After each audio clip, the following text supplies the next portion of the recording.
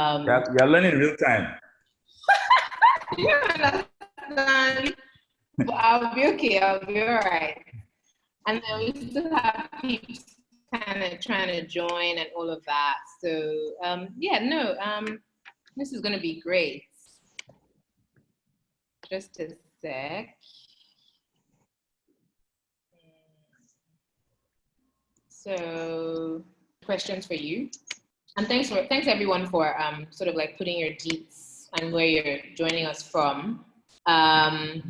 If you can hear me, I'm going to kick off and say welcome again. Most of you know who I am. For those who don't know who I am, my name is Aramide Abe. I suppose now I've given myself this title as SME ecosystem builder. I really don't know what that means. Let me know, like, but it sounded nice. So I run a virtual hub, a platform for entrepreneurs called Niger Startups. And, we've been doing quite a bit of stuff, especially with the pandemic and all. I hope you guys are staying safe. So with that, all of a sudden we've realized that we're actually quite relevant in really an ecosystem because we've always operated virtual.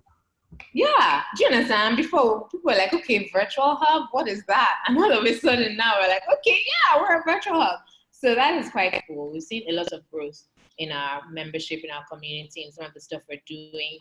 We have bullish expansion plans because there's an African-wide need for what we do. But so through this whole entrepreneurship sort of like journey and everything, I definitely come across Osaretin a few times. And I'm sure I've heard about Mr. CC a few times as well, especially when I was reading the book today. I was like, so that was him. Okay. So I'm quite excited to be interviewing them both today. I had already done some sort of screen share of the book for those who joined really early. So I'm sure you know what the book is about. I'm one of those people, I just like to promote stuff. And so you've seen all the noise I've made about the book. And of course, there's going to be post-webinar sort of like amplification as well. So I just want to chat with them really about the book, a few things about the book, but also a lot of learnings and things I picked out there that I want to, get them to comment on. One thing I really liked about the book was the fact that it was like a conversation. But let me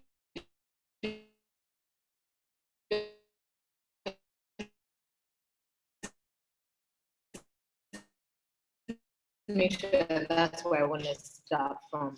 I have my notes here. One sec. So, there's people still trying to register. Okay, great. Nice. Yeah, so I'm going to start with the very basic. Okay, Chukuka is joining again. I'm going to start with the very basic and say, tell us about yourself. So do you want to introduce who you are very briefly? So keep it brief, but yes, tell us about yourself, Oz, and then CC. And let us know what I should refer to you as, so we can just, flow like that. But yeah. Oz first. Okay. You're on mute, I think.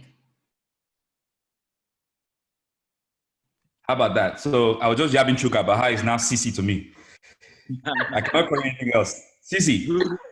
So my name is, sorry? No, same, yeah, cool. Yeah. My name is Osaretin Oswald Babadia, father of 4, entrepreneur. I run a business in Nigeria called DBH Solutions. I've been doing that for 13 years now. I've been in Nigeria about 15 years. I'm involved in a number of different, companies and ventures that are interesting to me. As you know, I've just recently written a book, which we're here to discuss today. So it's nice to meet you all. And those of you already know, how now? Congrats and well done.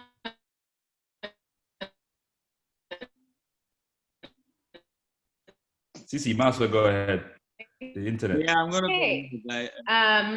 So Cici, do you want to go? So I always go by Chukuka, even the entire time I lived in America. But Chukuka, Chukuma, a bit of a tongue twister, some say. Always did investment banking. I'm in transition, so I'm sort of still doing investment banking, mainly project finance advisory, run a firm called Racecourse Capital. Okay. But more recently, thanks to Oswald and a number of other life changes, I've been flirting with my creative side. And so worked on a film and also now on this book with Oswald. So yeah, playing with the creative side, but at my core is investment banking and mainly project finance. Nice. Okay. Thanks for that introduction. I feel like I was saying, I've heard about you. I don't know, ish. Especially as now I know that you worked at Afri Investor, like you led a division there, and I had quite a few friends there. So I was like, so this is the guy. Anyway, we'll come to all that. Okay, so it does sound like you guys didn't exactly know yourselves like from when you're very little or anything. You're not business partners. So how did you sort of like come about, like, I guess, meet each other? Chuka, you want to take that one? Yeah, Or absolutely. partner on, Okay, on so this, how did you meet? Sorry, just so you know, Aramide, if we sound weird, sometimes your internet makes you sound like a robot. So we are sort of waiting for you to stop. it to go through. Yeah, so that's why it's a bit awkward, but we'll figure it out. In terms of how also I met, I mean, think of it as, it's been since 2005. So think of consolidation days. These were the days when Chukuka Soludo, essentially central bank governor, put in place a law asking the banks to rev up on their capital. So I was at Afrinvest. I helped set up Afrinvest in Nigeria in 2002 in Nigeria, because it was a UK-based investment bank. In 2002 when I left Citibank. So I was heading investment banking for West Africa. 2005 came around. I was working on the reverse acquisition of STB of UBA by STB. So Standard Trust Bank was a small bank, essentially buying a larger bank, which is a reverse acquisition, although we called it an M&A in the documentation. And so while doing that transaction, a good friend of mine was in town, Ayodele Spencer, and my wife was just setting up her recruitment business. So I asked Ayodele Spencer that we should go to Tony Elumelu's house, who was obviously my client, so he could meet him, because they were looking to change guard. Tony was coming. I was going to be replacing the management led by Kim Bello Sage. And so as part of that, we were hoping to get more Nigerians into critical positions. And so I get there and I meet one guy, much slimmer then, but anyway, one guy, and his name turned out to be, Osaretin Oswald Gobadia. And he was in town because Tony had brought him to help with the IT infrastructure and integration. And so that's essentially where we met. We met at Tony Elumelu's house with another guy named Ayodele Spencer. And three of us eventually started a business. But I'll hand over to Oswald, because there's a sweet part he likes to tell by himself from his own perspective. Oh, I like how you set that up. So what Chuka wants me to say, and I'm going to say it as if he pays me to say it, is that I was already in the Chukuma fan club, right? So back in 2004, Chuka had written this back then, before WhatsApp, when email was social media. He had written this email blast to everybody that was in a listserv of people who were still in America, basically saying move home. So I'm like, oh, what year was this? Who's this guy, right? And he was one of those people. Come back. What year was this? Aramide. Sorry. It was like 2004, like early 2004, late 2000. He probably wrote it in 2003, but it circulated over and over again. It was one of those things that was like, it was viral before viral was a thing, right? So this email just kept on coming up in your mailbox.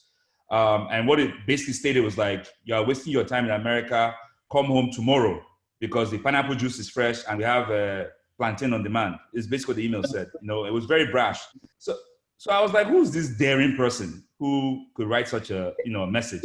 So I was looking for him. I'd been trying to track him down. So when he came into Tony's house that day, I was like, it's you. It was almost like, let me print the email and so you can sign it for me, because it was kind of a folk hero at that point.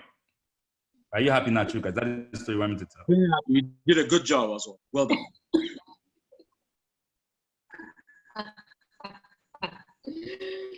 Okay.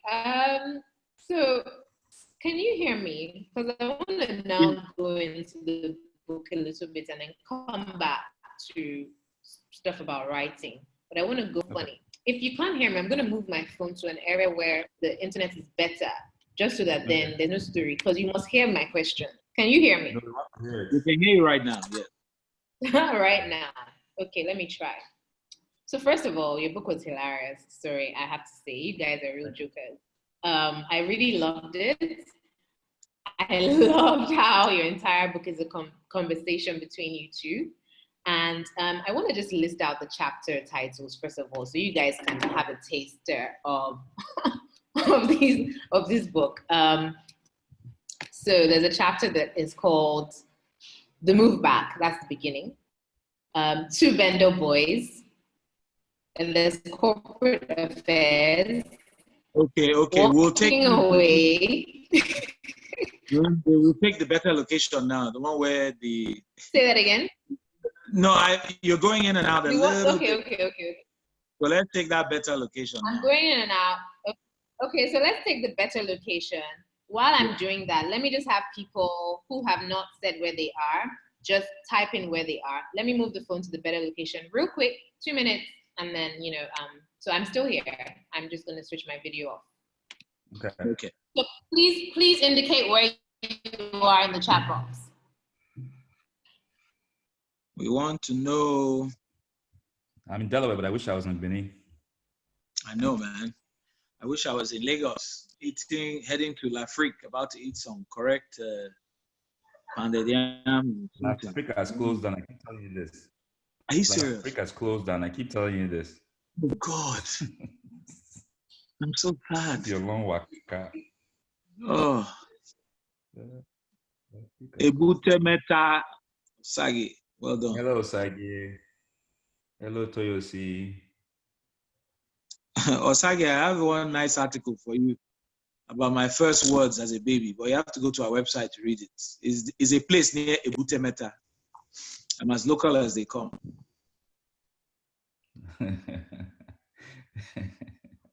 I'm not going to grab you. That is an excellent question. We have plans for an audiobook, but Koro is affecting us very badly. We're here trying to figure out how we're going to, team up and do it, but virtually, right? So that's the challenge we're having right now. Please make sure Osaretin does not, you don't like my accent. I will do Benin accent for you. Bobs? Okay, so how do I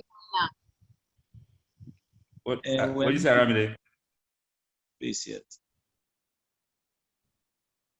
What's the email address? How do I sound now? Okay, yeah. Hey, Jigaman. Okay. Yeah, so I have like three internet connections just on standby. But this is Africa. And that's why this book was written, I hope and I'm sure. So let me switch my video back on. Maybe also the video doesn't help with bandwidth, but it's okay. Let's do this. So question. I was reading the different titles, but before I do that, I'm going to go to the intro. And it says, we each woke up one day realizing we were middle-aged folks. This is just a little sort of like paragraph in the introduction. However, we realized the advantage of leveraging our experiences as benchmarks to design practical targets to safeguard our future, which remains unknown. It is crucial to understand that while, what have I done here? Yeah. So while in pursuit of opportunities in that future, what is critical has also been elevated and treated as important through the journey to date. It is crucial to understand that money is not the destination. That was powerful. And your legacy is not merely a monument to feed your vanity. Hey, the ambitious middle-aged, you are not alone. Africa is rising, the pundits say. Alas, it is time to put on those dancing shoes and make your mark on our great continent. However, amid the optimism, the continent seems to stagnate with every looming potential. Kind of like bittersweet. So yeah, I was saying that the titles, the chapters of the different chapters, one is titled The Move Back, and we're going to talk about that. Two Bendo Boys, Corporate Affairs, Walking Away, The First Hurdle, it takes 7 years chapter, the 300 missing pages, So You Think You Can Dance, the North Star, I don't blow, the move back again. I think quite a few of us have moved back multiple times, so this definitely resonated. But yeah, let's just go into some questions that I had for you. I hope you can still hear me. Sorry about the mixed area. Okay, great. So I love how you started with the move back and that story about 9/11. Tell us briefly about it, OOG. Okay. So I worked, I mean, I guess we didn't mention this earlier, but I guess it will come out. When in New York, I worked at Goldman Sachs, a firm on Wall Street, where I worked in technology. GS, baby. So I was actually up the street when 9/11 happened. So one of our buildings is actually across from World Trade Center, but my building was further down the street. So I got to experience that day from a very first-hand perspective. Actually, that day, I had slept in the office because we had to deal with some issues relating to 9/11. But what was more, well, that's a bad turnoff. I can't say what's more important than that, but what I actually took from that experience to some extent is, can this thing happen in Nigeria? You know, in the sense that, you know, I'm here and the strings were already tugging at my heart. So it's almost like we're looking for any excuse to pack up and move back to Nigeria. So, I mean, you can't get any bigger excuse than buildings falling down and people dying at work, you know? So it's like, all right, I can't come and keep myself. Let me be going. So that was one of the, you know, the boots that made me, you know, leave a career that was very well on its way to come back to Nigeria. And how long had you been in the States for? I moved to the States when I was 13. So I've been there a good part of my life. So I did high school and I did university and masters in the States. Okay, wow, very moving. I think, and that was a great, you guys, you have high sense, Sha. I like how you just started it with that, you know, because it was like, whoa, you know, 9/11, which everybody can relate to in one way or the other. So I'm guessing that maybe your next book would also be quite relatable. Maybe you guys will reference the pandemic. Maybe I'll even feature in the book, who knows? Anyway. Well, of course. You know, those are pivotal moments if you think about it. So we're having one right now, right? Yeah. So this is another one where people are going to make, you know, decisions on what they're going to do going forward. And 9/11 was definitely one of those. Yeah, agreed. May their souls rest in peace. Have to, you know, always remember that. It was also quite a difficult time for many. So, CC, you also talk about your acculturation in this same chapter in the US at a slightly older age than OOG. So you moved when you were 19. I was going to say similar to me when I went to the US to study when I was 28, when I went to business school. And for me, it was quite strange because I thought college in the US was like it was on TV. And then I get there and it was a real shock. So I had that whole culture shock because it was a Midwestern school as well. So maybe like in the Midwest, the culture is a little bit different. But tell me about maybe some shocks that you encountered when you were at 19, when you moved there. So too many. Right? The first one is, so I'd been to America before, but when I initially went, I was already in University of Lagos, and I actually wasn't planning to stay in America. I was planning to just go on, you know, quick trip because Unilag was closed. So while I was in the States, it now occurred to me that Unilag may not open. It was 3 months in, and it was just looking there. So long story short, decided to apply to a college in the US, and the college I applied to happened to be a school that two of my sisters went to, called Hampton University. When I got to Hampton University, the very first thing that happened to me was I went to, I was given a paper and, you know, I wrote it out longhand. And so I went to, like I would in Unilag, I went to the library and I said, oh, please, do you have some women or some people that type papers, you know? And they're looking at me like, what are you talking about?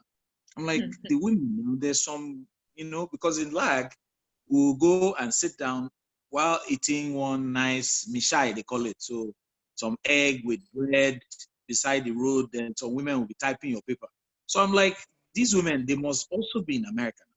So they go, no, you have to type it yourself. I'm like me by myself, like I can't type. Like, do you understand? Like it'll take me too long, 8 pages. They're like, no, you are going to type it yourself. So that's one. The second one was, I was woken up mid-sleep. Chukuka, well, they didn't call me Chukuka, C or whatever, because they were struggling with full name. Although I kept warning them, the name means something. Please call me my full name, all syllables. But anyway, so C, hey, we're going out for a pizza. Would you like to come? I'm like, thank you so much. This is awesome. Americans, the hospital, wonderful people.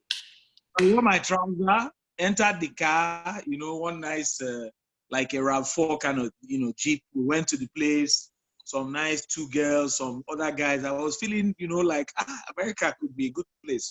So we finished eating. I'm looking up, with my toothpick. I'm like, this place is nice.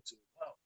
So I noticed everybody is counting money, but I mean, it's not me now because I was thinking, I was doing when you asked me to come and eat with you, I was sleeping.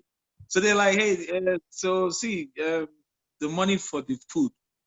Money for the food? What? I don't understand. I was sleeping when you came to call me to come and eat. Yeah, because we needed a fifth person to complete the fuel money and the pizza. It's wonderful. So these people are wicked in America. It turns out that they're not that generous. Because in Nigeria, if I say to you or a group of people, let's go and eat, it must mean that I'm going to pay, right? Yeah, so anyway, those were 2 quick stories. But there's, hundreds of others didn't make the book. Where, you just realize you're in a very different place. You know what I mean? Yeah. Culture shock. Seriously. How about you? I didn't go out with anybody again after that. No phone. And I never left home without my wallet. I left the time. Yeah, so you learn it. All right. Yeah. How about OOG? Any incidents, memorable ones, culture shock wise? Well, I went to Nigeria. I went to Nigeria. I went to America fairly young. I mean, 13. 13 is not, I guess, 13. I have kids that are older than 13 now. But I remember when I first got there, I was disappointed with it. I'm like, this is the America everybody's talking about that we can't hear what. Because in that point, I'd been to England before, and England and America, to me, London was a more, a better place than New York was in the early 90s, right? So I was very disappointed with it. And another thing that I remember was just, I guess, learning new cultures, right? So coming from Nigeria, now dealing with so many different people, Jamaicans, Americans, Black Americans, and you try to find where you belong there because it's only now that Nigeria is cool. Back then everybody had a nickname that wasn't their name, Laws, Lola, but now everybody's their full name now because it's awesome to be Nigerian. In fact, recently I heard somebody say that people are pretending to be Nigerian in the US now, as opposed to when it was in the 90s where, yes.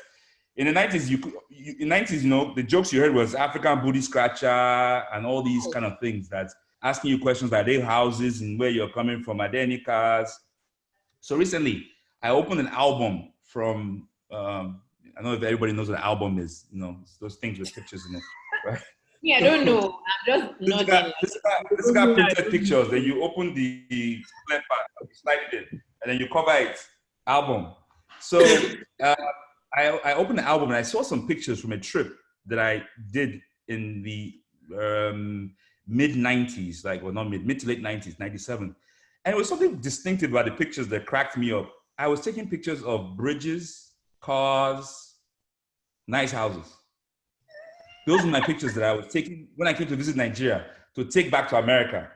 So I didn't know it then. It's only now that it occurred to me what I was trying to show my friends when I go back to America, that we do have cars, we do have bridges. So those are, the culture shock was interesting. Yeah, no, it's true.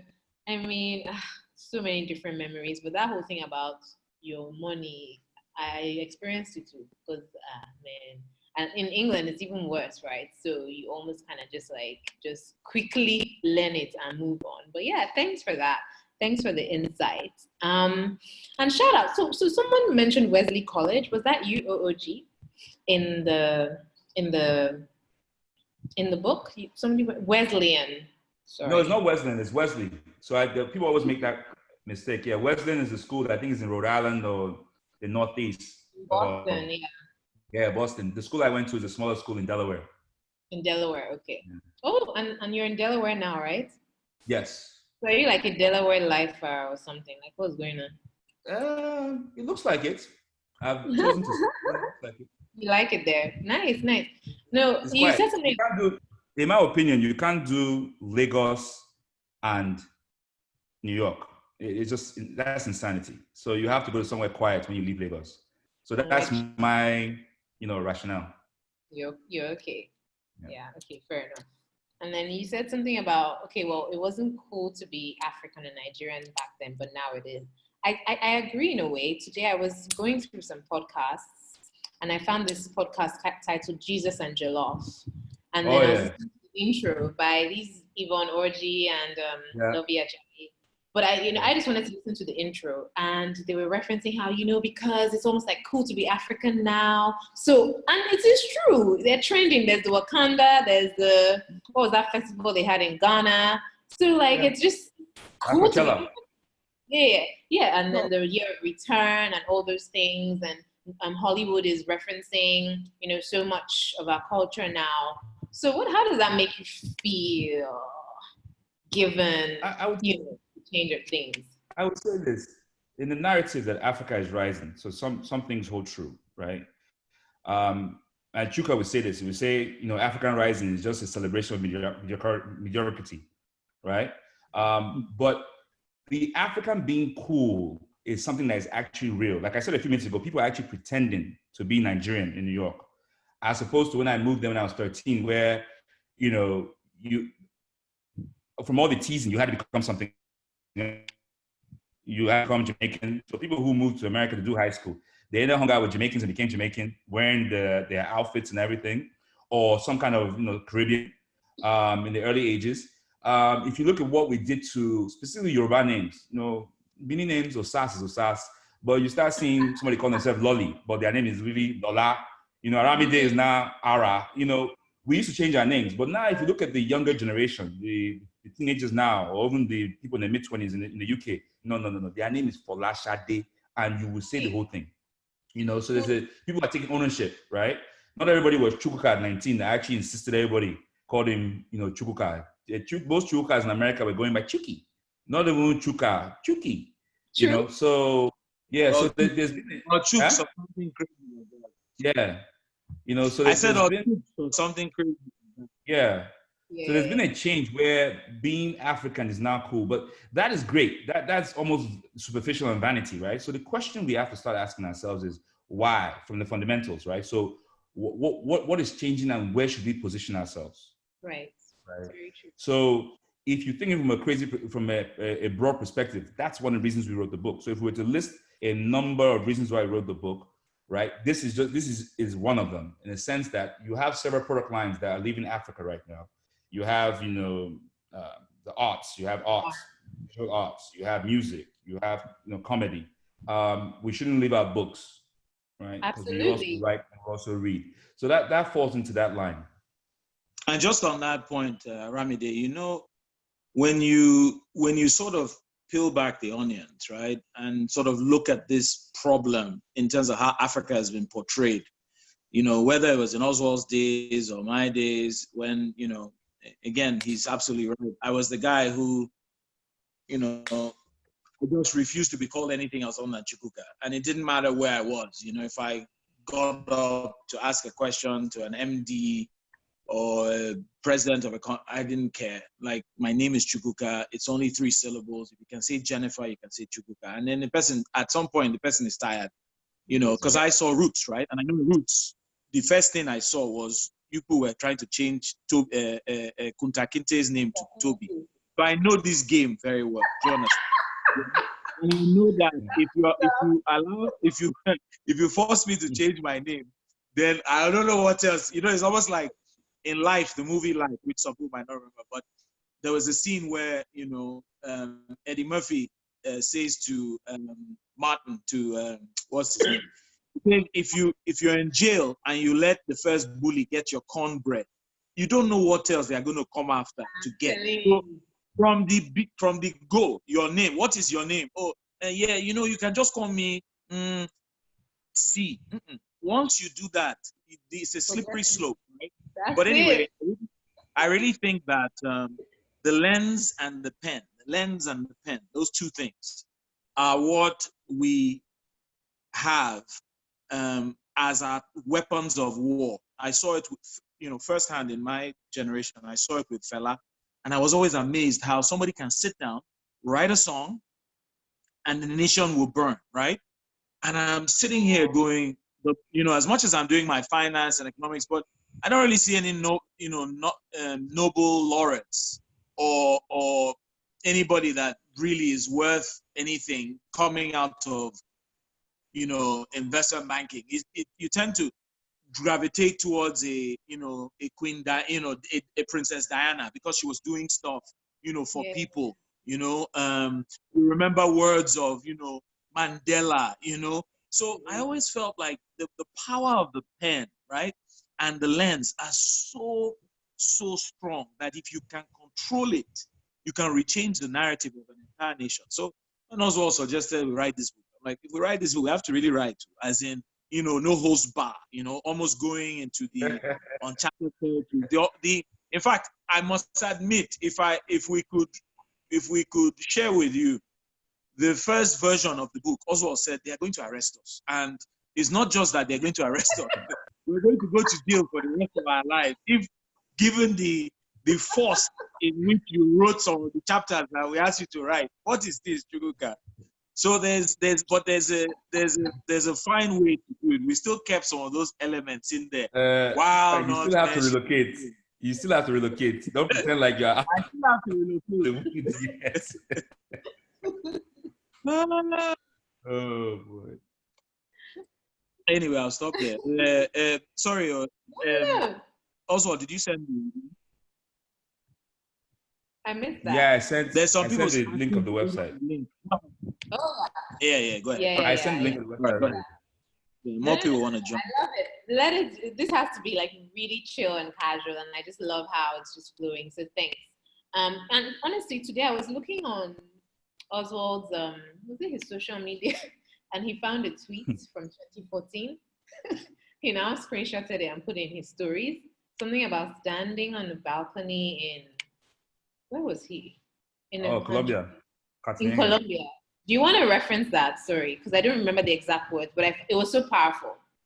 So in 2012, or that time period, I was just so fascinated with the idea of globalization. Right? I think there was a lot of talk about globalization, which a lot of people are hacking against now because there's a lot of nationalism happening now. It seems to be the turn of the tide. So everywhere I saw a bit of globalization, I always try to highlight it. It was interesting to me. So I was standing in the balcony in Colombia, and there's a car driving by, and in the car they were playing P Squared. I'm like, Kai, P Squared in Colombia. So that was very interesting to me, and it just led me to believe this whole thing about borders. The borders are meaningless. Culture travels, right? With all this social media, you get to see how culture travels a bit more than you used to. You don't really have to travel to see it physically. The videos online of people in South America dancing to Afrobeats. So it's interesting. But that was 2012. It was still very, very early.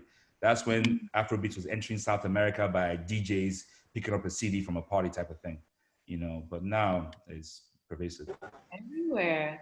So powerful as well. Just on that point, Oswald made is actually a very good one.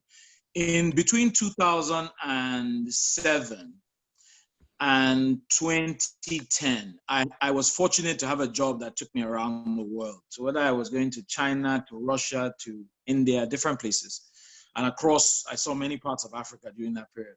One of the gifts that I had, not as a talent, as a physical gift, was I used to keep in my suitcase, literally tens of copies of Asha, Congo Aso, Mandeko, everybody, right? All the stuff I loved, I kept it in my closet. And so what used to happen was I'll go for, say, a director's conference in South Africa, and I meet all these big men, and I'll be looking. I'll be like, hey, sir, you were mentioning earlier that your wife, you were having an anniversary. You know what? Play this Asha CD. Just play it, test it. You will see the love that your wife will give you. And of course, the guys looking at me like, what are you talking about? And then a couple of days later, I get a message from the big man or global head of something. There is fire, na, na, na, na. He's like jamming himself. He's talking about the wine he bought. I would show up in China, right? I would show up in China. You know, we used to go for different things. And I remember going one trip, and we went to a club in Nanjing. Nanjing is a city with about 75 million people. And we were with some government people and NTA and a bunch of, and obviously we had a bank there. So our locals took us out. And I got to the club, and I went to the DJ, and I brought out $50, and I told him, I said, I'm going to give you a song, Kongo So by Nice. If you play this song and it does not, do you understand? If everybody doesn't go mental after you play it, one of two things: either these people already have a problem. I was thinking in the future, maybe you could have something like this coronavirus as an issue, or you do not know that this is the best track. And literally, they put Gongo So. I still left him with the $50. He played it, and he was like, "What is this?" Well, I said, "Okay, take One Day Cool as well. You know, take this one." Oh my that was God. my own personal take. That was primarily how Afrobeats spread, because we went to a wedding in the Caribbean and the DJ got like, "This is the CD you play for us." And that's all the DJ loved it. That's all the DJ played the entire night. And now he's playing it, you know, goes off that way. I think that's how it spread into the Caribbean and South America, through weddings and the likes. Weddings, yeah. And yeah, I don't want to sort of like drag that issue, but it's so powerful. That's probably our most powerful export, our music. Once I was on my Instagram stories and I was going through people's stories. That and our churches. Yeah, well, our churches, right? And then Nollywood. But I was going through someone's stories, and this person was in Egypt at a wedding. It was Nigerian music they were dancing to. Went on to the next stories. The person was somewhere in Asia. It was Nigerian music. It was weird. This was like 1 a.m. And I was like, so different countries around the world this weekend, they've been playing Nigerian music all over. This is powerful. And so to Cece's point about that thing about our pen and our lens, it's so powerful. That is like a major take. I'm sure it is for everyone as well. Sorry, you were going to say something? No, I prefer going by Chukuka. Sorry. Chuku. So why do you write Cece in the book now? You push it. Yeah, to keep it easy. Okay. Cool. So Chukuka. Yes. Chukuka, not Chukuma. Yeah, which is tongue twister. Okay, so I'm going to move to the next chapter, which is the move back. I'm going to laugh first and ask you, did you go through the baptism of fire that everyone who moves back does when they move back home? Care to give us any specifics that you can point us to in the book for when we buy and purchase our copies? Honestly, I suffered greatly. It was baptism of fire indeed. I don't know. I think that there's this natural tension, right, between obviously I'm talking about Nigeria, and it may be the case for other African countries, but the sort of have and have-nots, obviously, but also the diaspora / people coming from somewhere else, and the locals. The thing is, because I left at 19, I didn't expect to be treated as such, because I'm a local. Do you understand? Like I literally till now only have one passport. So I didn't understand why I got the sort of welcome reception that I got. Then there's the other dynamic, which is, if you are coming from abroad, especially, if you're like us, we're coming with a high skill, you worked on Wall Street, the entry level in America, even this year, is something like $85,000, between $75,000 and $85,000 for people going to Wall Street, right? So if you're leaving those jobs to come back to Nigeria, of course you're not going to come back and be a teller, right? You're going to start from assistant manager or something. So I went into a bank, and suffice to say, I tell the story in the book, but they didn't like me. I couldn't understand it. I was the guy everybody liked. You know what I mean? I was like a cool, nice guy. How do these people not like me? They don't even know me. You know, understand? So they used to set trap for me in different ways. It'd be like little things they would do, And I didn't have an accent. I'm a local boy, you understand? So I didn't have an accent. You thought you didn't have an accent? Eh? You thought you didn't have an accent. When you came back, you had something. I thought I did not have an accent, but to them, I had, I don't. But long story short, there were quite a few, like in the book, and I don't want to give, not I don't want to give too much away, but suffice to say, the firm I was working at, man, they set me up. I only talk about one of those stories, but they set me up a good 2-3 times for failure, right? All because I was a, JJC, just came home. I remember okay, I'll give you this one. I remember the first day I showed up, right? And I maybe like 3 days in, I had to write a check. So, but the thing is, America, we're not really writing checks. We're already wiring money, you understand? So I didn't really know which one was like the check number as distinct from the branch code. Like I didn't know, right? So I go downstairs to the banking hall. Remember, I'm 26-year-old manager, recently came from America. The youngest manager at the time was like 31. So I go to the banking hall. I'm like, oh yeah, I need to take some money out, but I'm just struggling to write this thing. Which one is the branch number? Which is the check number? Oh my God. See all the daggers of faces, the eyes, that came at me. Doesn't even like, know. Sorry, wait, somebody that they hired into this bank does not actually know the difference between the check number and the branch number. I was like, I don't, and I'm also the guy that I'm very good at saying, I don't know, sorry, stupid question. But I genuinely didn't know. And they were just so disgusted. In fact, that even confirmed their fears that somebody's child has been hired into a position that he shouldn't have gotten. So there was a lot of those types of things. Yeah, no, I have to say that for that one, I guarantee, like say Gara, I experienced it because I moved back in 2008 for the first time out of many times. And also was hired as a manager in a marketing agency. It was very hard. It was tough.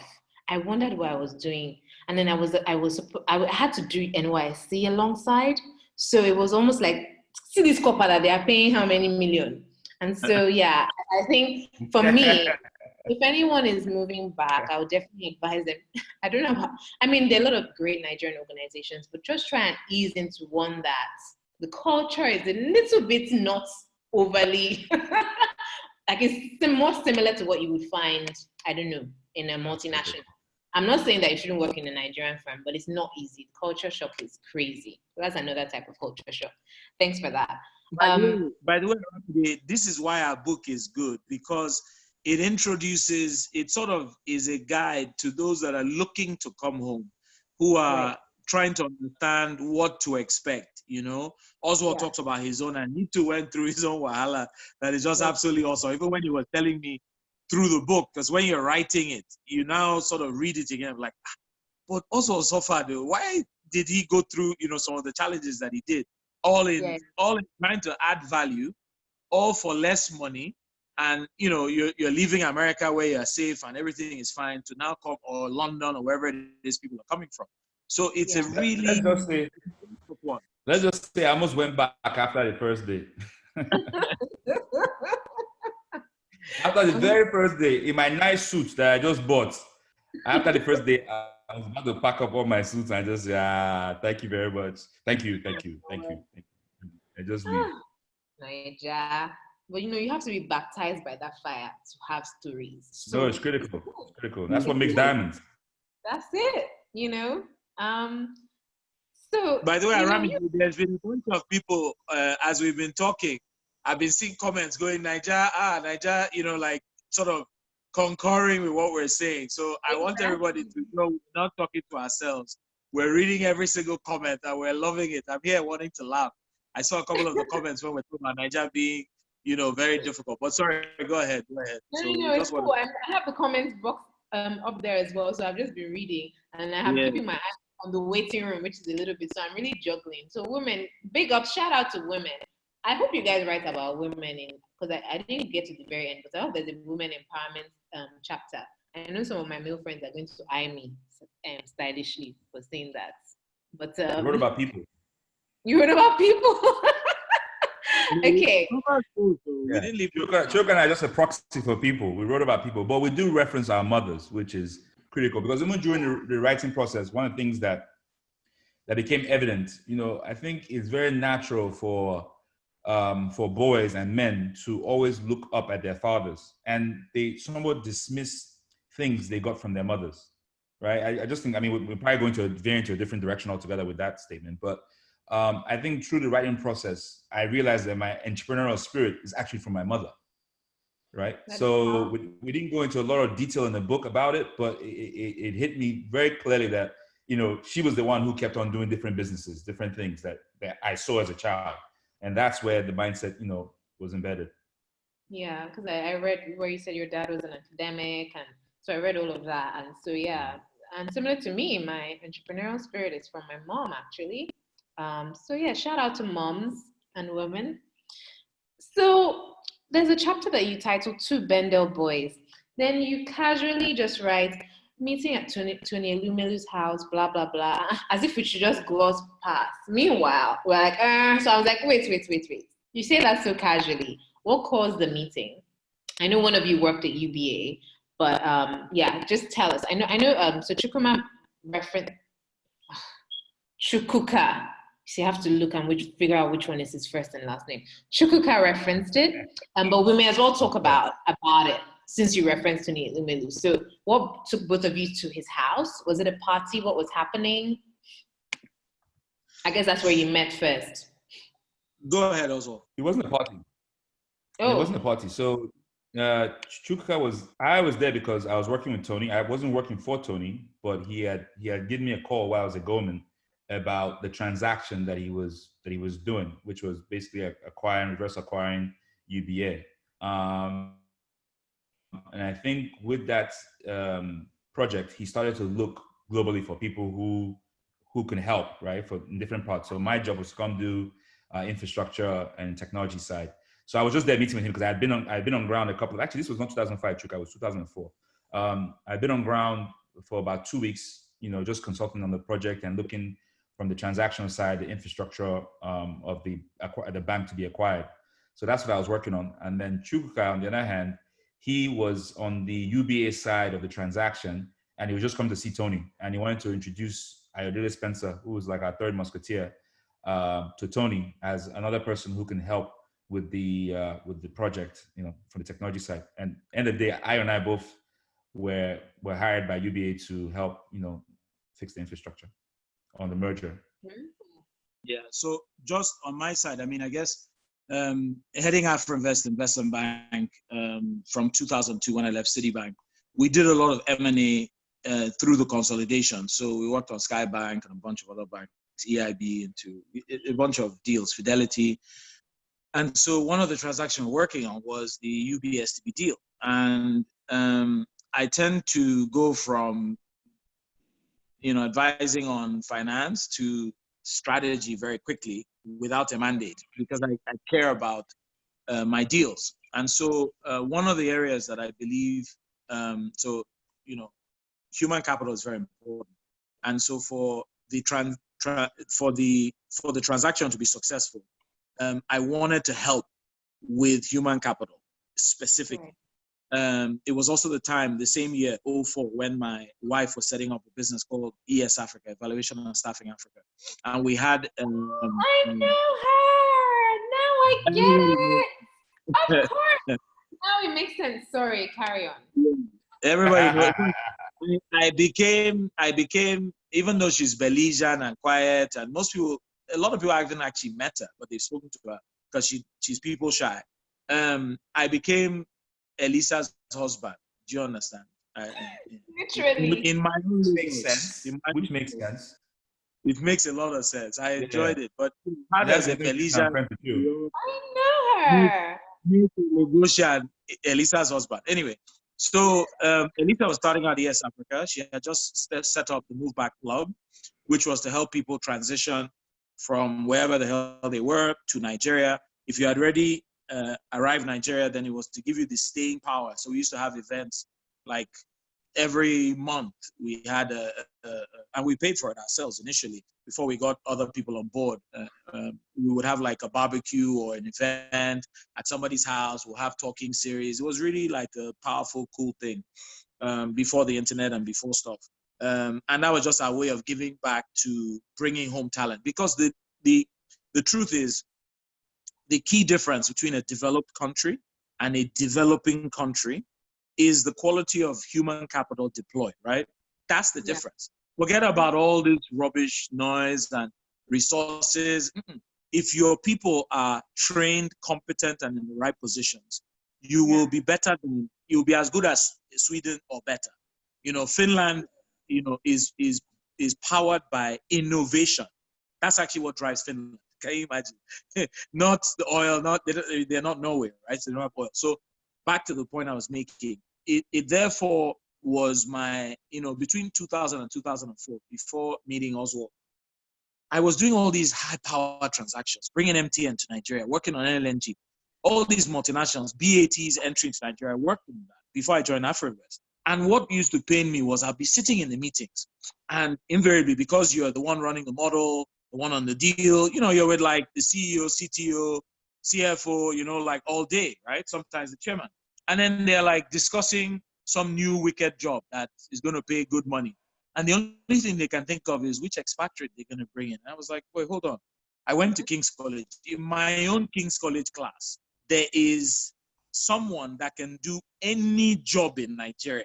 Why is it that we're going to get these foreigners? It doesn't make sense. So if you must get a foreigner, get a Nigerian foreigner, a diaspora, or even at least an African who comes with competence, but also the heart, the compassion, the love for Nigeria. So that was my mantra, right? It was anybody that chose to listen, I was beating people about this message, I was fighting. And that's how I wrote the article that Oswald saw. That's how I sort of, you know, got in front of Ngozi Okonjo-Iweala, who I thought called me for a different meeting. I went for a meeting in Abuja. I thought she was calling me for something Afrinvest was doing. I get there, she gives me a big hug. She's sitting with some other people. She's like, you are doing very well. I said, thank you. Afrinvest, like kick ass. We're like beating everybody. We're doing all these great deals. She's like, yeah, Afrinvest. No. Move Back Club. I said, Move Back Club. Oh, wow. Okay. Yeah, yes, ma. Move Back Club. What about it? You know, Obasanjo goes on these trips. He goes to New York. He goes to London. He gets all these taxi drivers and different people just coming to abuse the government. We don't have a database of our highly skilled people. We hear you have that database. Oh, wow. So, okay, it's my wife that has the database. Okay, how are you currently funded? We want to help you. We have a needs program. At the time, we want to put 20 million naira in you, which was like $150,000. No way. That time, sorry, excuse me, please. $150,000 now is plenty money.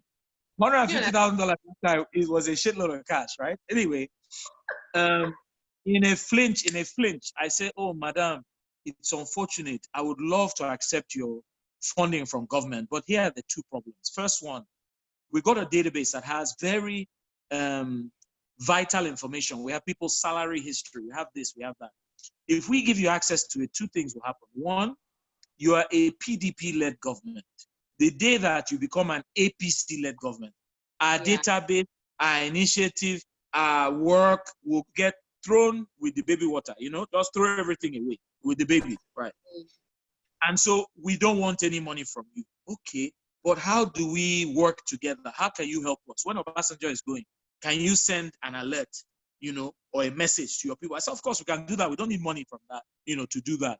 So my point is that within this space, there is so much that as one person, right, with one small salary or one that you can do on behalf of so many others that will sort of have ripple effects. And today you have, you know, things like Move Back to Niger, and, you know, like more organized, you know, kind of monetizable things. But those things started with us, right? Yeah. He was a Move Back prophet.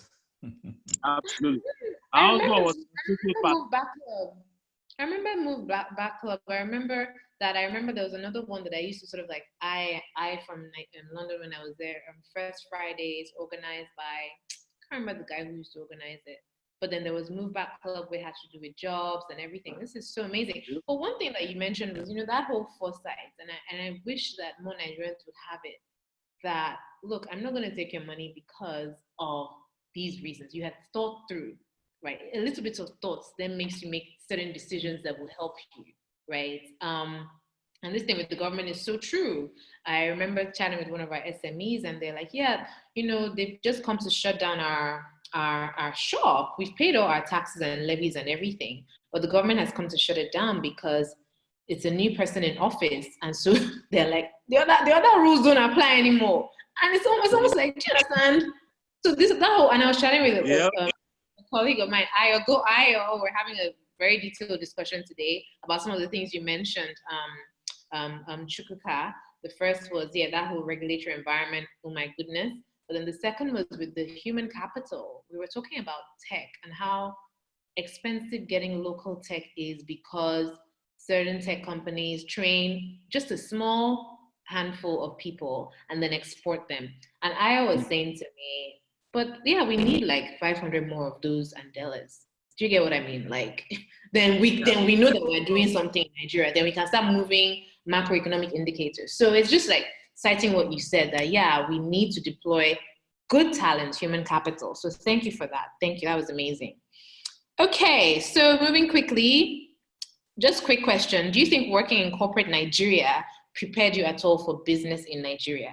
Don't you think you could have just moved back from corporate America, corporate Europe, and then come and do business? Why did you, do you think doing that whole corporate stint, you at Citibank, OOG at UBA, did that help you? Was it necessary? Or couldn't you have just had a Brodian experience, like I call it? I would say that there's several approaches, right? Depends on what you're coming to Nigeria to do.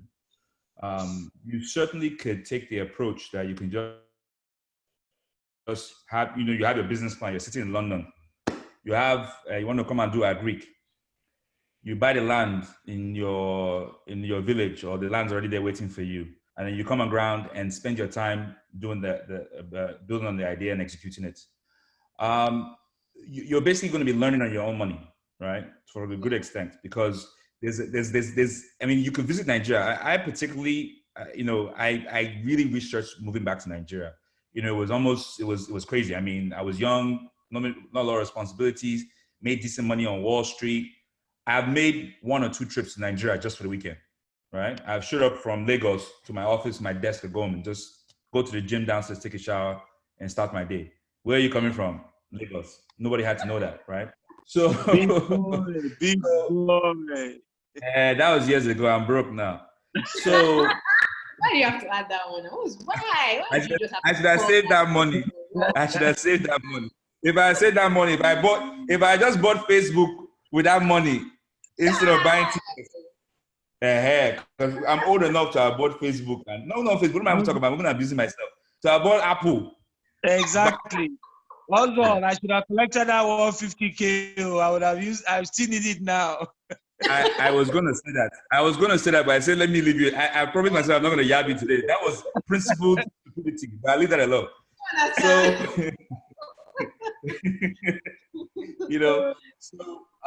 I would say the approach I chose to take is that you want to learn Nigeria and you want to learn corporate Nigeria. I mean, what working at UBA gave me a chance to do. I mean, I was literally the biggest buyer on the street. I was the biggest buyer of technology on the street for a period of time. So I got to meet every vendor. I got to study the market while being paid decently, right? Yeah. So if you are sitting in London thinking about you want to move back to Nigeria and ultimately you want to start a business, you have to evaluate what is the business you're coming to start and how does working for somebody else, because it's sort of an apprenticeship, right? Which is critical. An apprenticeship is a paid internship, which we think is critical at all levels when you're entering a new market. So if you're coming to Nigeria and you're just going to do it yourself, there's a lot of risk. There's a lot of, even just dealing with people in your own house, you want to spend that period being, your first job is almost like your investor, if you think about it. It's like friends and family, but it's not really your friend. Is your boss. You go there every day, you add value to them. At night, when you should be sleeping, you work on your business plan, you work on your project, and you adjust it and tweak it for the market, because you can't really sit in London or New York or Chicago and fully understand the ground and what happens in Nigeria, because it's just little things that would trip you and your entire plan is out the window. So I would always advise, anybody asks me, hey, I want to move to Nigeria, almost regardless of what they plan to do, I would tell them to get a job first. One of our big pharma brothers is on here. He got a job first. He was an investment banker for a while. Now he's moving tons and tons and tons. Jigger man. Jigger man. Now he's moving tons. Don't mind Ayo. Mr. You cannot Ayo, eat we cashew. see you. You cannot eat cashew in London unless Ayo has supplied it. Yeah, What I he's moving Mr. tons. But he's very Ayo, they have casted you. Mr. Ayo, we shall talk in camera. Yeah. So it's critical that you treat any market you enter, and especially VUCA markets like Nigeria that are very, very unstable, uncertain, that you go through an internship period, regardless of how experienced you are from wherever you're coming from. And I think the best way to achieve that internship is just to work for somebody else. Like for instance, when somebody asks me, how long did you work at UBA? I tell them 26 months. I don't say 2 years. I was in a 26-month internship. Yeah. You know, because I knew what I was coming for, and that was just part of the process. Man, I hear you, but man. I know, man. It's hard, man. It's hard. Man, I have some SMEs now. One of them, he's into 3D printing. You know, he's a really, really sweet guy, great guy. And he said, man, I'm off to Jandu. I'm going back. I tried this job. It didn't work. Even myself, I've moved back. I said I moved back like 4 times. Nigeria is not easy. Like, so why can't you come here, learn, and then maybe go back and operate? Like must you be here? Must you really be in Nigeria? Well, there's a. Have you ever heard the statement? That's a good idea. When you come back. Back. This thing you are saying, we will do it. In fact, we will do it when you come back. When you come back, we'll do it. I heard that. When I said I used to travel to Nigeria from the year 1997, now I'm telling I already told my age already. 97, especially 99 to 2004. I was in Nigeria every year, at least 4 or 5 times. It's not the Christmas and the Easter. I'm talking like I've done a weekend in Nigeria and back. So I've had several ideas that I say, okay, this thing will work. You know, here I am in New York, I'm building global networks, I'm talking to Hong Kong in the morning, Tokyo in the this, da, da, da. Why can't I go start this in Nigeria? I'm capable. And you get there and have a conversation. That 1 week you're there, conversation is heated, it's hot. Ooh, this is going to be the next biggest idea. And then you have to travel back. They say, hey, when you come back, ooh, you know, and then you make that phone call. How far? And we're talking early, right? When phones were still, you know, so there's an on-ground thing. But you know, with technology now, I think that must be less. I think our position on that is probably starting to age out. With technology, I'm sure it may be better, but it's still a great. Especially with COVID, right? So maybe even more so now with not everything having to be virtual with COVID, maybe. You Nigerians, we like people. We like ourselves. I'm telling you, man. We like to hug and touch. Look, I remember when a lot of these investment banking teams were flying from London and from Paris and from, you know, it's like, yeah, we have an Africa desk, we're in Joburg, we'll come. I remember when I joined Standard Bank, initially they said, oh, we want to run everything from Joburg, you know, we just need very good originators. I said no. I turned down the job twice, actually, before I took it the 3rd time. And my view was very simple. There's Nigeria. I think I know it well enough to know that you need boots on the ground. Post-COVID, things might be different if you're doing some kind of, you know, digital business that doesn't have nobody touches your money in Lagos, so maybe. But for the businesses I was doing at those times, you need to go to somebody on if you want to close on an investment. You see the guy the first time on Monday, you see him on Wednesday. Invariably, he wants you to come to Ibadan on a Saturday. That's already a setup because your flight is out to London, BA Thursday night or Virgin first thing Friday morning, right? Yeah. So, but no, in fact, to make it worse, your flight, you rocked on Friday night. You rocked. And your flight is first flight Saturday morning, Virgin. That's how you plan. And then he now called you Saturday morning. Yes, he said, come to my farm or come and see me, you know. And those are the guys that fund stuff, right? So, you know, maybe all the money you needed was institutional, you know, maybe, but there's a very personal side to these things that you can't, people ask me, both my phones, no, let me not give this away, but both my phones, my WhatsApp numbers are Nigerian numbers because there are people owing me in Lagos. If I phone them with a foreign number, that money would never clear because it's like, oh, Peter, where are you? Oh, I'm in Dallas. Oh, okay. When you come, when you owe me money, you not pay me. I need the money in America. So, Chuka, it's not when you come. It's when you come back. When you come back. So, there's a call to action. both my numbers are saved to Niger lines. The ring feels like a local radio. And I pick my phones on one ring. I just pick because I don't want you to pick up that the ringing might be different. I pick up.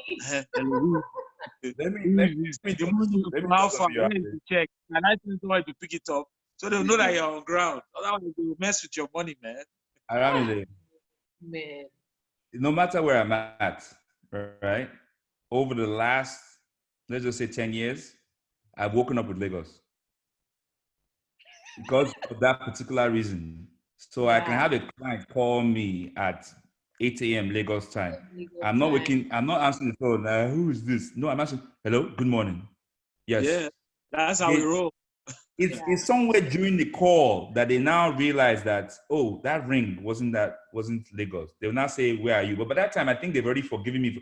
See the use of words, forgiving me for being away. Can you imagine? Country is brutal. Otherwise, whatever they call for is not happening. It's like, okay, you are away. Okay, no problem. When you come back. You come back. Hi. No, yeah. There's something about being here and visible. When they see you, then maybe the opportunity, they shall have to see you. It's very interesting.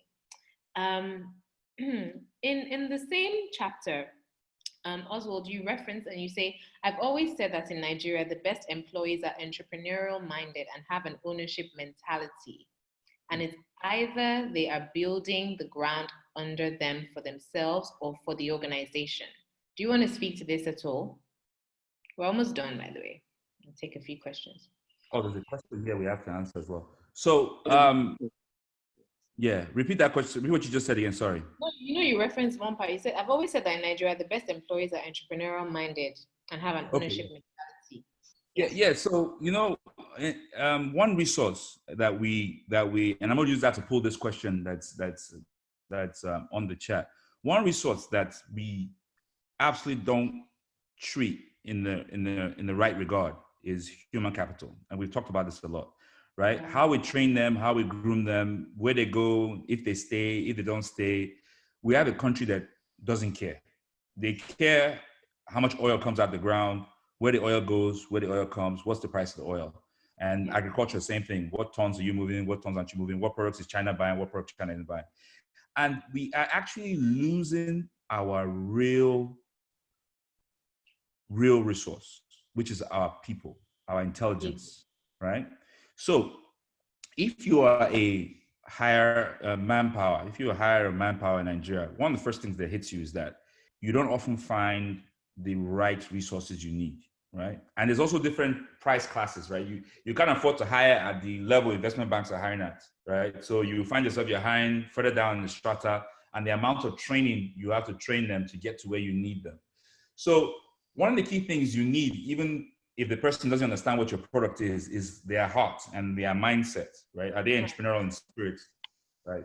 Are they, what we find is a lot of people don't understand that even if you yourself plan to do a business down the road, working for me is how you learn how you should run your business down the road, right? Absolutely. If you come to my office every day and just sleep, when you start your own business, you'll find that when you're there, you have no content because it's what you have learned that you're going to use to execute your own business, right?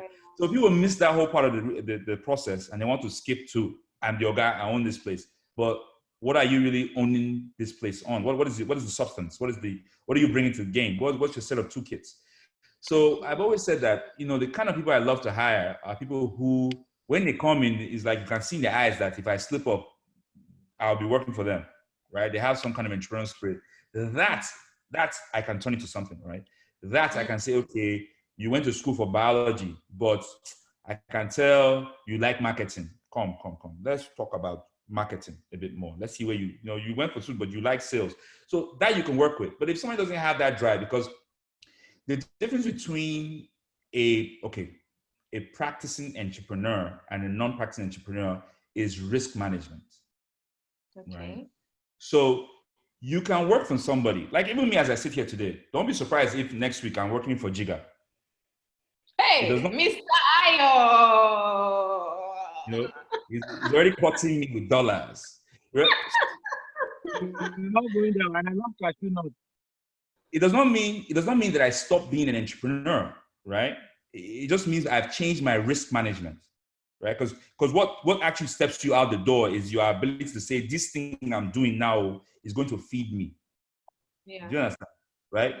Yeah. That's the difference. Because you can actually work for somebody and have a very entrepreneurial attitude, a very entrepreneurial approach, and you execute as an entrepreneur. You come up with ideas, you help that person build their business, and you test out yourself. You test out your ability to take an idea from seeding to actual execution. Once you do that, you now have that confidence that, look, me as I stand here, I can do this thing. That's when you step out. A lot of people step out without having tested their ability to deliver, right? So I've said a bunch of different things in what I'm saying. One, our resources are people, and we don't spend enough time grooming them and taking care of them. And sure, like for instance, education in Nigeria is a problem. A number of things there. People are leaving. There's a whole new drove, and that's in the question that was mentioned earlier.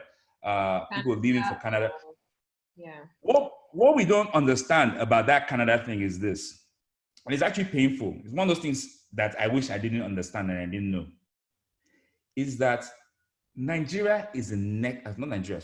Africa is the next great market, right? You have to ask yourself, what is your position in that market as it develops, right? So as they are extracting out our resources, Canada, because Canada is a society that's aging out. Their median age is very high.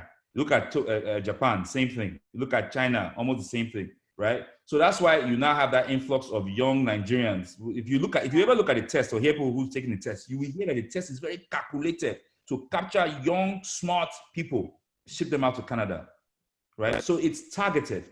But when you look at Africa, you have to ask yourself, okay, well, how come all these multinationals are now taking stake, right? So there's NBA Africa. Microsoft is building an office in Lagos. Amazon is building something in South Africa. They're taking positions because they know that when you have 1.2 billion people, 60% of them are under 25. It's now time to move to the next level where you start to actually invest, right? Absolutely. So you have to ask yourself as a personal question, where is your position in that, right? Mm-hmm.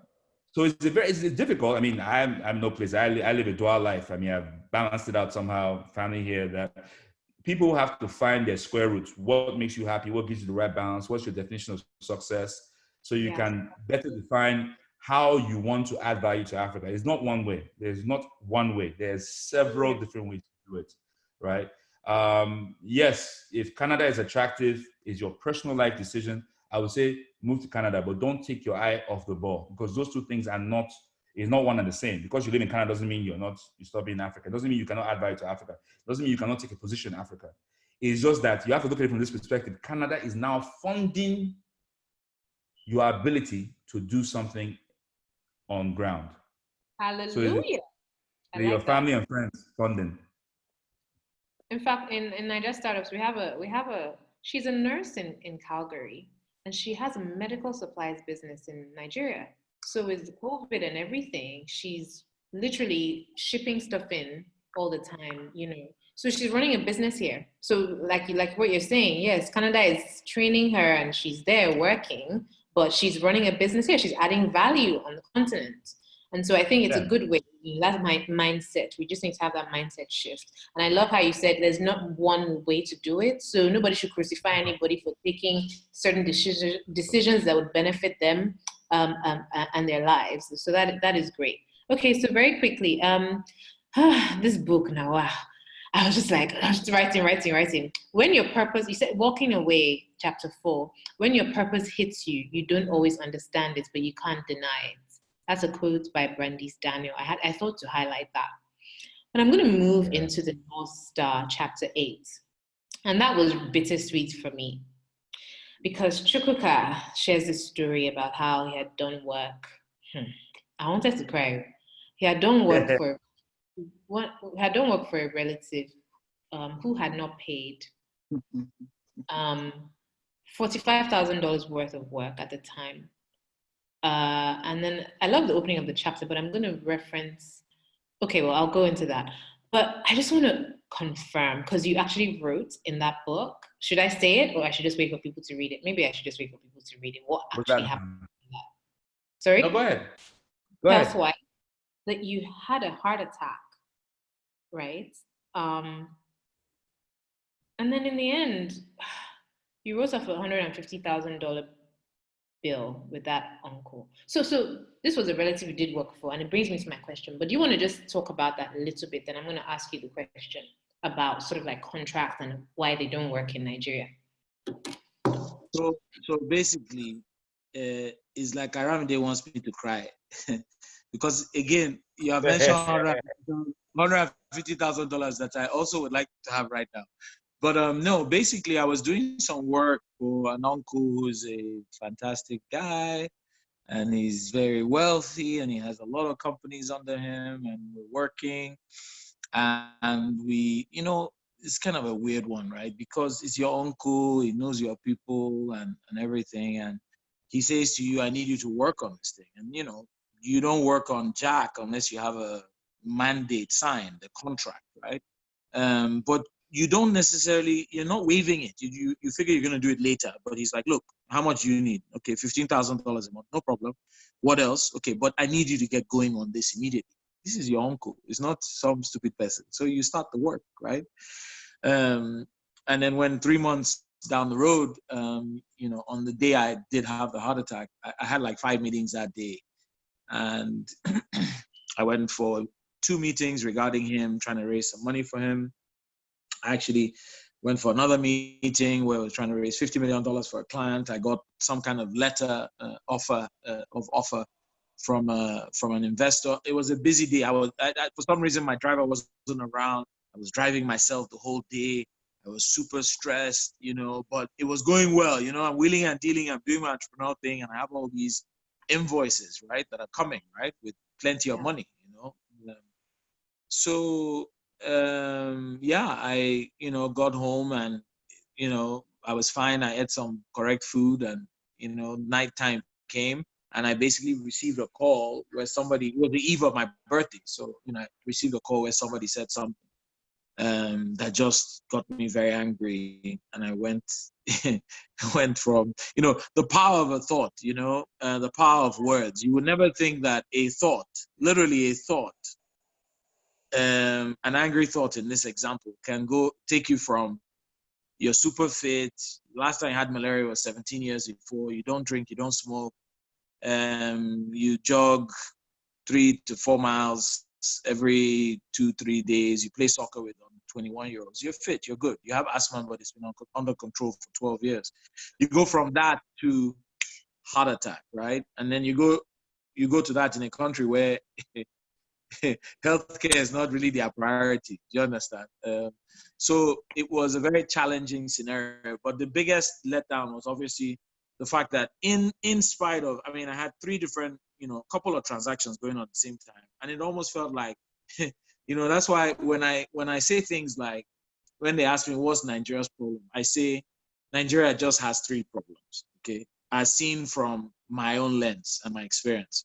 That's the problems. I'm not saying that there are no solutions. I'm not saying there are no opportunities. There are tons of those. But the problems are corruption, incompetence, and wickedness. The wickedness, people laugh. But when you think about it, there's stuff that happens to you in Nigeria that you're like, you can't describe it any other way. So you're doing work for a guy. The guy owes you money. You go and meet him for $45,000. He doesn't pay you. I won't give away what he decides to do instead of paying you. But invariably, you have you guys can read that in the book. Exactly. You buy the book and read it. It's a really good story. But you invariably end up having a heart attack. You can't work for 5 months, even if you wanted to, because you're down, right? You're not sure you're going to make it. You have to have surgery. You pay all this money in the surgery. You do follow-ups. I was calling the guy. I was in Belize, recuperating, because I figured I'll go to the ends of the earth where my wife is from. Let me go to Belize quiet. I was shut off. My phones had been seized. So 2 months, no phone, nothing. Just nature, beautiful sights, beautiful people, good food, everything natural. And that's why it was. So you go from that to phoning the guy going, bros, you know, I almost died. You know, you came to see me in the hospital. You remember that you owe me money and I'm a young man and I'm trying to survive. How about sending me this money? And you get nothing, right? You know, and eventually at the end of the day, you write off 150,000 because this is not a guy you're going to call EFCC for. Do you understand? He's your uncle. And so you have to leave it to God and move on. So I guess my question is, this contracts don't work in Nigeria. Do we agree? I mentioned this yesterday on our test call. They just don't work. Because it just brings me to like.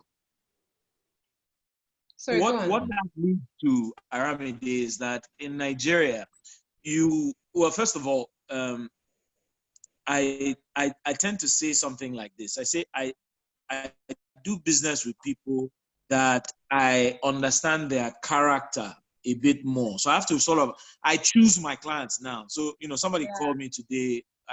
Look, I want you to work with us. I'm like, nah, I'm fine. Nah. Because less is more, right? If I do 2 deals or 3 deals a year and they all pay me, because if I do 10 deals and they're owing, then I do well, right? So less is more. So you need to choose investors very well. You need to choose clients very well. It's not everybody you go and run to, you know, because those people, I mean, Oswald has many more stories, and he told some wonderful ones in the book, but he has many more stories. Less is more. Thank you very much, Osagi, right? It will always be more, right? And so that's my motto. I don't need more. I need less that is honest, that doesn't give me headache, you know, that pays me when, you know, and if I'm making an investment in a company, I'm not making an investment in a company where I think that the CEO has mental challenges, right? Because that's going to hurt you, right? If somebody's bipolar or has issues of any sort, and that thing flares up during the period of the investment, you will have challenges. So I think knowing your customer, knowing who you're dealing with, knowing your partners is extremely important, right? Especially in Nigeria. Now, the other thing I say is I like to do business with people that I too can affect their lives negatively. So you know, in my engagement process, I ask weird questions like, who's your pastor? Which church do you go to? Who's your imam? Because I sat on credit committee in a big bank. And sometimes when we wanted to collect money from bastards, frankly, that were owing money, the big men, not small people always pay. The big guys, the larger than life people that have $2 million of interest per quarter, or $30 million of interest. When you want to collect money from those guys, the tactics that you utilize to get your money are very different. Yeah. Do you understand? So I need to meet your wife at some point. I need to meet your girlfriend at some point. I need to meet your kids. You know, maybe we have to hold one child. I don't know. Just I didn't say it. I take it back. But there might be a time I need to take one child. That's his son that he likes. Just hold him somewhere quiet. Because I'm from Delta now. It's a business in our village. There's no reason why I should not use all my arsenal to survive in this life, especially when you're dealing with very wicked people. You have to sometimes give them all of their wickedness back. Wonderful. No, this has been great. And I'm just going to thank you for that. And I'm so glad that you have healed and, it didn't end, badly. So I'm so grateful, glad that you're able to write your story and share this with everyone. I'm going to end with this. I love how you guys attribute your entrepreneurial journey to a belief. And in this book, you reference God. Chukuka, you say, I believe that before setting out, I know I've missed a few chapters, but sorry, I had to just capture key things when were speaking to me. I believe that before setting out on an entrepreneurial journey, one should recalibrate. While recalibrating refers to the process of readjusting, I use the term to subsume a belief, to believe in something that grounds you. So that was where you stopped. Then I thought about it. And I thought, yeah, everyone needs that. You need to be grounded by something. You can't just be fearless, just running wild. But I know some intelligent, successful geniuses who do not believe in anything or anyone. Nothing grounds them, perhaps their own learned principles. Isn't that also possible? I mean, it's possible that you're atheist or even a complete devil worshiper, which is actually a believer, by the way, just believing in the dark side. Yeah. But I honestly think whether Christian, Muslim, whatever, Hindu, you know, I hate terms like self-made, because what does that really mean, right? It means that you got zero help when you were walking. You didn't use a walker. Nobody held your hand. You learned to cross the road by yourself. No, you never fallen and had somebody pick you up, right? So whether it's your besto, your friend that's sort of giving you some advice, or as an entrepreneur, you always think you're alone. And the thing is, you're not alone. That's what we say in the book, right? You're not alone, right? You're on this journey with others. You're in a community. You're actually in a fishbowl. If you kind of look up, you'll see the people pulling the string sort of up there. But ultimately, as a believer, one that believes in God as a Christian, I can tell you right now that I'm sure a lot of people have found God in this COVID era, because as my pastor Carlton of High Life Church says, experience is going to matter a lot less as we go forward. Vision is going to matter a hell of a lot more. The ability to see beyond this cloud that is, I mean, if you've ever been in a London fog, and that's why it's called London fog, by the way. If you've been in a London fog, you cannot see your hand. Do you understand? It is so thick. There's some hamatans from back in the day, especially in places like Jos, that is so thick you cannot see. That is the current environment we're in. So while a lot of people, are, super smart and they can kind of pivot around because they went to even Harvard, and even everybody is, America was supposed to be the bright light. You can see now Trump is leading the way. It's becoming challenging for him and his agents to direct us in the way we should go, right? That's why they screwed up on this whole COVID thing. So God is really confusing a lot of the seemingly wise people, right? And those of us that have always said we are not very smart and we are being led, we use words like we're being led. Look at now. Yes, now we're in COVID right now. And when most people are sitting at home trying to figure out, okay, this is my job, are they going to keep it? The business I was doing was fully physical, massage or whatever. Now I have to change. Also, and I are literally, we're like thriving right now. We're having a blast because we're led, right? So we're selling a book, we're going to podcast, we're doing because and if we didn't have faith, right, how are we going to be able to do that? Because I know this Oswald is smart, but it's not really that smart. Do you see what I mean? So, can he really get us to that next level? No, me, I'm smart too, but I'm not really that smart. You understand? Yeah. So the only way you're going to be actually that smart. Not even that. So actually, even in my case, I'm not even smart. You're correct. You're correct. But the truth is that right now, the people that are going to look like visionaries, the people that are going to be excelling in this environment, are those that have cronje. They have it's almost cronje. Sorry for those that the American. You have the exam. I never did this, but you've got like the exam paper before it actually comes out. Yeah, it used to happen in the country.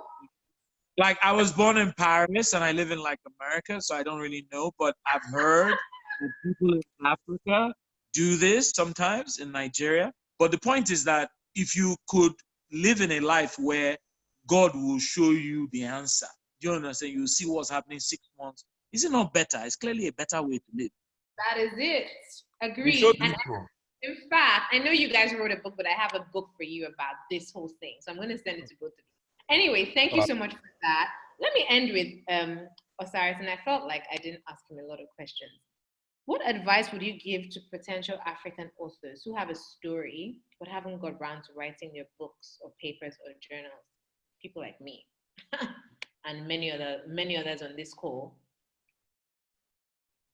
So I'll say this, right? The entrepreneur process, it forces you to think a few things. One, you become a desk armchair philosopher, because all the things that happen to you, like, wait a minute, when you reflect on it, you start codifying it to become catchphrases, like, that's how things like the Stitch in Time. Somebody, I'm sure it was an engineer that came up with that. So you start having all these catchphrases. When somebody asks you a question about maybe taxes or something, you just throw this thing at them. They look at you, go, that makes sense. So yeah, and the other thing is it forces you to think you're alone, right? So, but the truth matter is everybody's going through the same thing, just at different times and different depths, right? So to answer your question, the very first step is really to just start taking notes of what's happening to you, right? It didn't start with the full intention of writing a book. It started with, oh my God, this actually happened. And then you hear something that applies to it. So I give you one example. This is actually in the book. I was at in Lagos, I was at an event with some Harvard professor. One thing that a lot of us don't realize is that most of us didn't go to, so let's put it this way. You're starting a business, right? But you didn't go to school for business. So we dismiss all the things that, it's actually a science, right?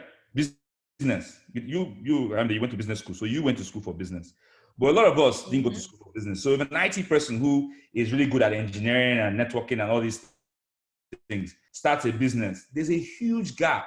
They didn't go to school for business. So there was a day that I went to this Harvard Business School people. They were having one of their fancy events. So I was honored to be invited. So I sat in the crowd. I didn't go to Harvard School, so I would just sit down here and listen. And the professor that was talking, he started to explain cash conversion cycles, triple C. And I'm like, after the guy explained it, if it wasn't my good upbringing, I would have stood up and started yelling. Because the man basically explained what was happening to me. So for those that don't know, cash conversion cycles is the time in between when you pay somebody and when you are paid, right? So a lot of businesses like Amazon is the cash conversion cycle king. For instance, Amazon will collect $1, $2, $10, $20 from multiple people. Then they will pay the vendor that owns the product like 90 days later. So they're sitting in a lot of cash, right? So if you think of yourself as an entrepreneur or you're running a business, whatever it is, you're a tailor. Somebody comes, they pay you for so and so. Actually, they pay you half. But you, on the other hand, you have to go and buy the material, which takes up more than half of the money. So your cash conversion cycle is negative. So to answer the question, that was one of the things that when I heard it, I said, wait a minute, I write this down. This makes a lot of sense. So over time, I started taking notes, right? Your pastor says something interesting. You start taking notes. Chuka, there's one you like about earnings, sitting on the can. You know that one, right? So I just took notes. So, and this thing is on your phone. So I have a notepad on my phone where I have literally a whole bunch of notes. Either it's something that I codified from something that happened to me or something intelligent somebody said, I just write it down. At some point, I realized that, I've heard, one or two times advising other entrepreneurs, people have made jokes, you should write a book. And I'm like, yeah, whatever. And of course, you guys have heard the story of how elections coming and we both, out of joke, I suggested, Chuka, let's write this book. Ultimately, what happened is that when we decided to write the book, my notes became very significant because I've been taking notes for a couple of years, maybe 4 or 5 years, right? So I would say for any entrepreneur who wants to write a book, the very first step is start to take notes, document what you're doing. There's almost no experience in your journey that can't be used, right? It will find its way. By the time we put the book together, we had so many stories we had to cleave out because it was getting long or it was taking us to places we didn't want to go to. But there were several stories that, that we took off. But at the end of the day, we had the content because we have lived it, right? So I would say, to answer your question, start taking notes, start keeping notes. It could be just a one-liner. It could be a one-line zinger that you came up with. It could be a one-line that your pastor came up with that makes sense to your story. And then what happens in the process is you start building up on it. So there were chapters. Some of the chapters are actually named after a zinger. and then the whole chapter follows, based on that. Thank you for that. I have loads of notes everywhere, and I'm sure a lot of us do. So now we'll just be more intentional about it and then just take action. I think you and I were chatting on WhatsApp early this morning. Say it again. Move it to one word document. One word, I know. Like it was as if someone gave me an injection in 2020. So this 2020 is going to bleed. I've been saying it since January. Let me give you a feedback that actually like closes this out. So when we start thinking about writing a book, right? I mean, obviously, like entrepreneurs, you always think you can do everything. Oh, book, just we want to do everything, the plumbing, the lights, everything. We can take care of it. We had a conversation with somebody who is the author, and they showed us, an example of a writing plan. So basically, you pre-plan it. It's almost like a business plan for a book. Now, the thing I had now created on my machine was exactly the same thing. I mean, not exactly. Theirs was much better, obviously, because this is what they do. But it was similar enough, as in random notes that I've been keeping and putting language to was already on its way to a proper book plan. So literally just taking notes and putting in a Word document and just start building some things around is the way to start. Before you know, you have 10 chapters. Nice. Thank you for that. Great. This has been amazing. I thought, okay, we'll do the whole discussion for an hour and a half and then we'll take some questions. But yeah, we have a few minutes. So please, if there are any questions, can you ask? Yeah. So what do we do? How do you want to do this?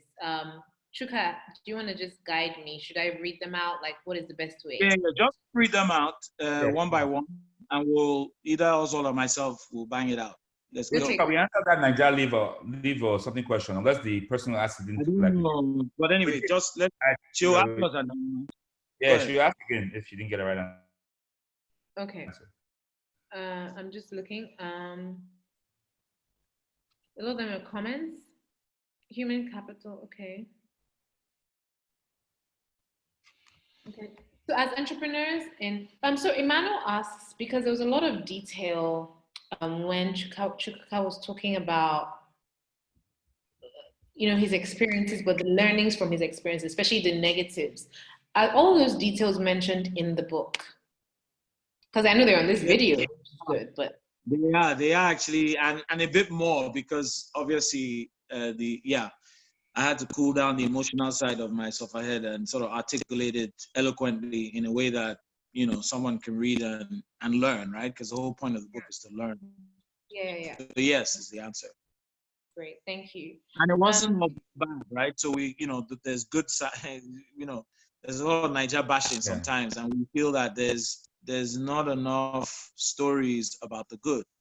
So the book is the good, the bad, and the ugly, right? Literally. It has all. Okay, thanks for that. So, and then also maybe you want to just put the difference with the URL and everything and the handles again. Someone says, as entrepreneurs in the Nigerian market, what does success mean for you guys? I feel like you part answered that, but maybe just take a stab. A simple sentence, if you can. So I'll go first since Oswald is busy posting. Success for me as Chukuka. I start with God and then family, because I'm trying to meet heaven, and the people I live with every day are my family.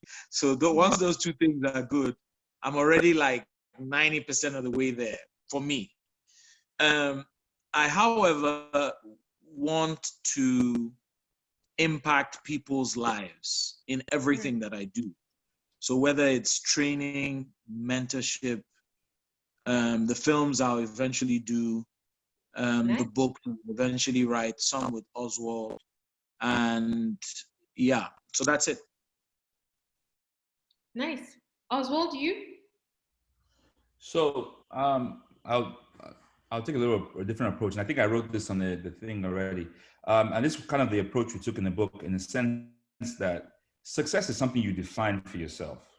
Right. And that's what Chuka just did just now. Chuka just literally defined his own definition of success, right? So, making heaven, which means being more spiritual, happier family happy, I think one thing that's a problem in our environment is that we have a lot of, looking to your right and your left to define your own success, right? Yeah. How you see success helps you guide your business, right? Because you will find that if you attempt to reenact, that's the word, reenact somebody else's success, you may not have the tools to get there. And that's when the process breakdown, that's when you find yourself doing things you shouldn't do, right?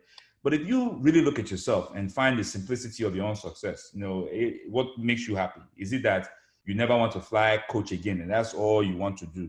Or is it that you want to be able to see your family when you want to see your family, regardless where you are? Or is it that you just want to be able to pay school fees? You have to define it for yourself.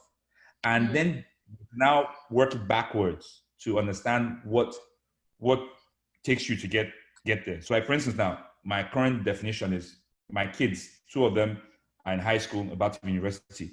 Now I'm saying, okay, when I went to university, my father paid for me.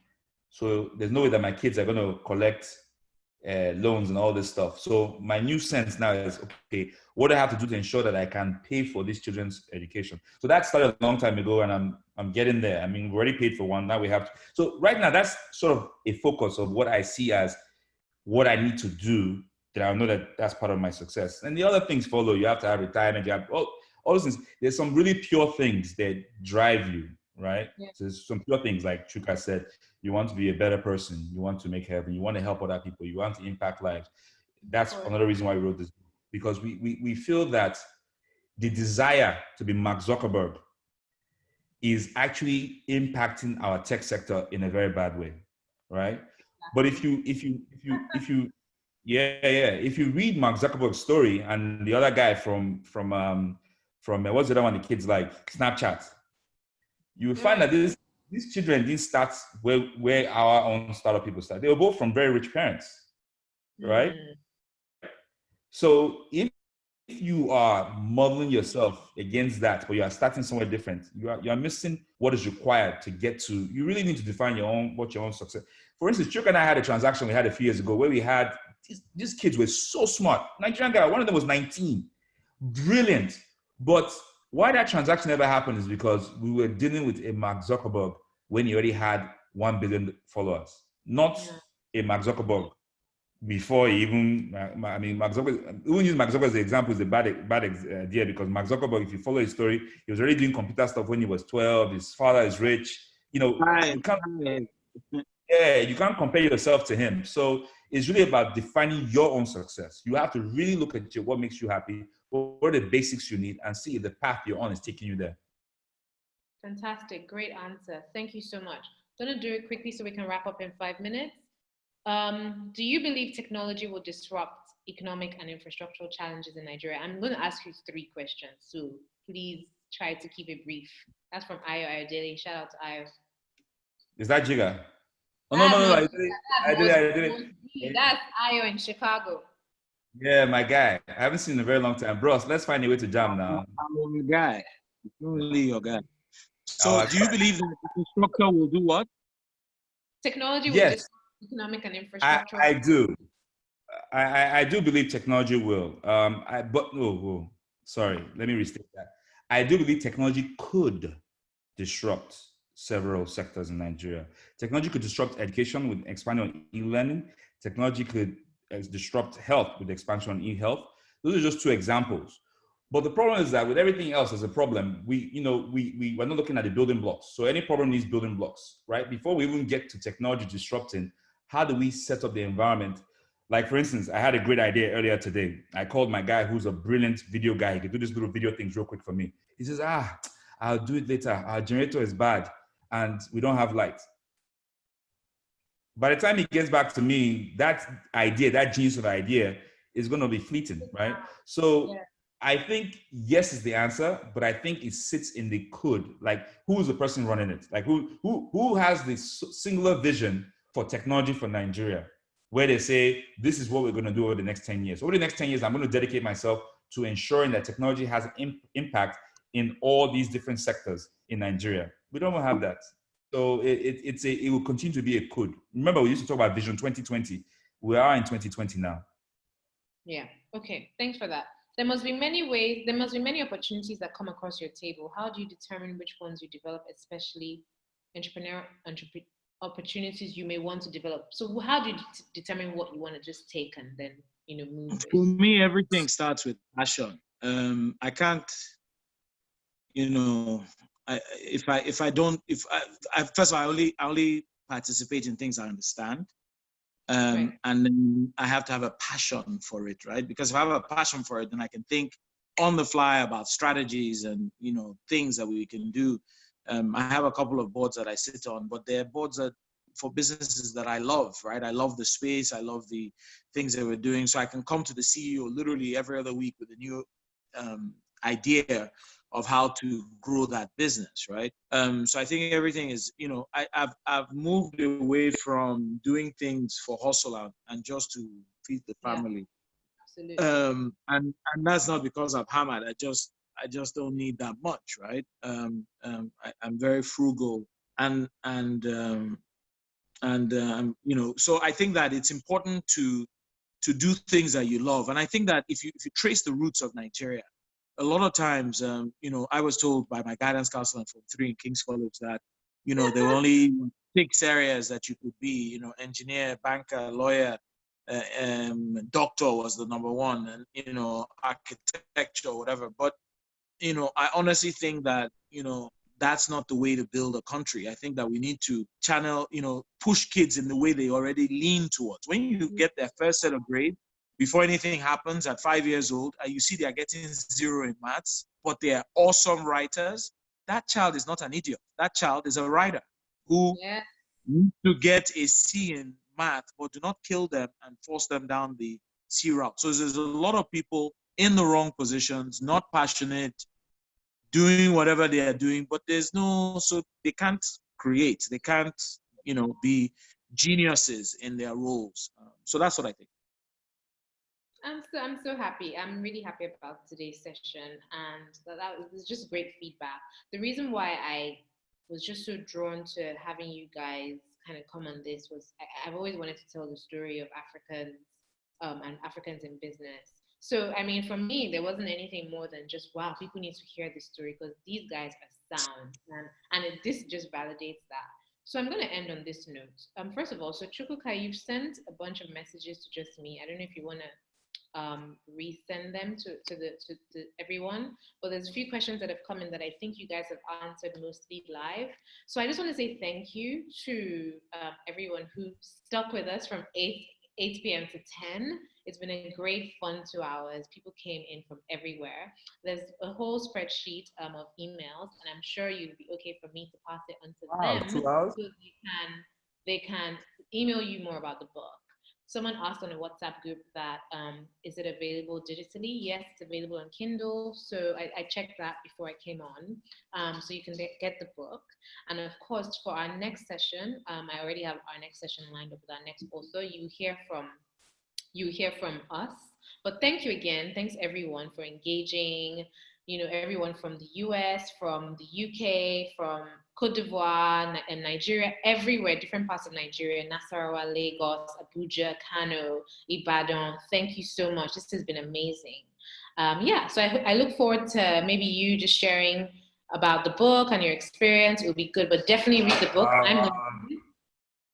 And I think Shuka was saying that he's gonna, if it's worth, if you like the book, you can talk to him about turning it into a movie. So we'll see. But thank you, everyone. And I think on this note, I'll just say bye and thanks. So thanks to our speakers, of course, and thanks to our authors, Chukuka and Oswald. And till next time. I hope you can still hear me. Guys. We've actually put the links there. So, there's a link for the website, theinpursuitbook.com. When you go there, you can order the book. You can see lots of articles by Oswald and I. On the blogs, you have video content. So if you follow all our handles, which we shared as well, you will see lots of very, very interesting market videos. We went into the market to interview people at the bottom of the pyramid and stuff. So I'll just stop there. But we have quite a bit of content that is still coming. So just continue to look out for it. I'm sure you have a mailing list, so we'll share the emails from the registration with you guys, and then you guys can then engage.